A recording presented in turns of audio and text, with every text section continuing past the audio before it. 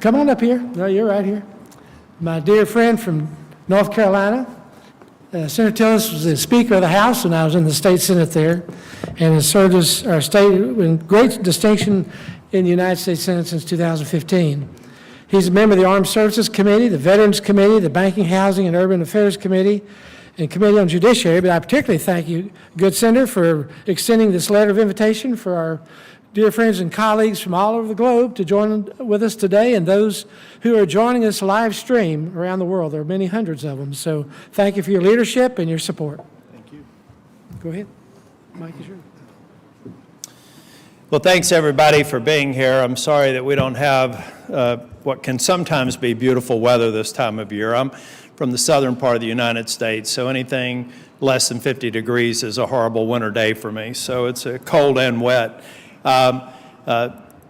Congressman Pittenger, I appreciate your leadership. This man is tenacious. He and I live in the Charlotte area, so we frequently see each other on a flight up to Washington, D.C., and I thank you for continuing your service even since you've left Congress.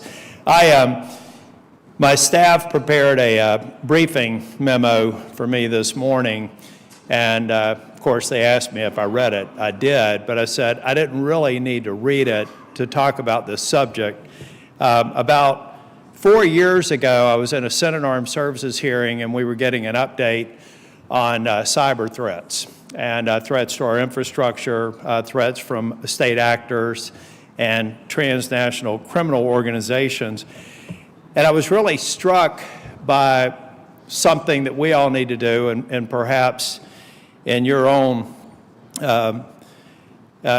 countries, you need to do the same thing, is educate our members on the nature of the threat and educate our members on the layers of work that we need to do to be better prepared to face up to those threats. But it was interesting. I'm joined here with a former colleague from Price Waterhouse. I was a partner at Price Waterhouse and worked in a technology practice that did ethical hack testing back in the late 90s. And a lot of the questions that were being asked in the committee demonstrated a certain level of misunderstanding of the challenge. So I immediately went out, I think it was Amazon, and I bought this book. It's called Hacking for Dummies.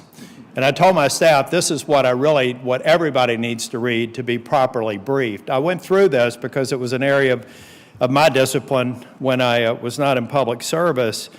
I went through about the first 180 pages, and I just highlighted, you need to understand this as a legislator. You need to understand it as a business person. You need to understand it as an individual, because the smartest hackers use the easiest path to get into our systems, to bring forth ransomware, to bring forth or to implement denial of service attacks. The more sophisticated ones, as we've seen reported frequently, are going after our SCADA systems, our infrastructure. So what do? One is we expect businesses to play a role in this. This is not something that we can do.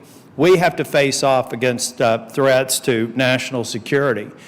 But working, I'm the co-lead for the Senate NATO Observer Group, we've got to get NATO resourced to really understand this threat. We've got NATO funding that really is in a MySpace era. Some of you may be too young to know what MySpace was, but the last time we've done anything significant to better equip NATO to look at this threat is to have the staff that are necessary for all of our NATO partners and allies to actually understand the policies, the working that we need to do, the partnerships that we need to establish to really take this on. The national security threats, the threats to our businesses, the threats to our public safety, our communities are very, very complex, and there are several layers to it.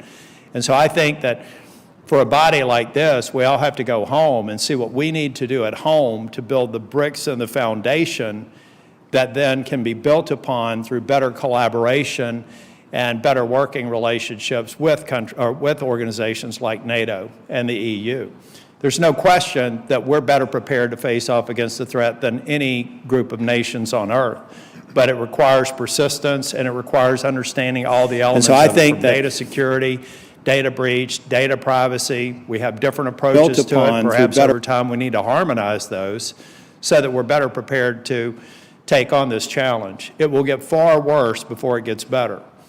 But if we all understand it, if we all work together, if we find ways to implement policies at home that can be scaled at a global level, then we'll win, as we always do. Thank you.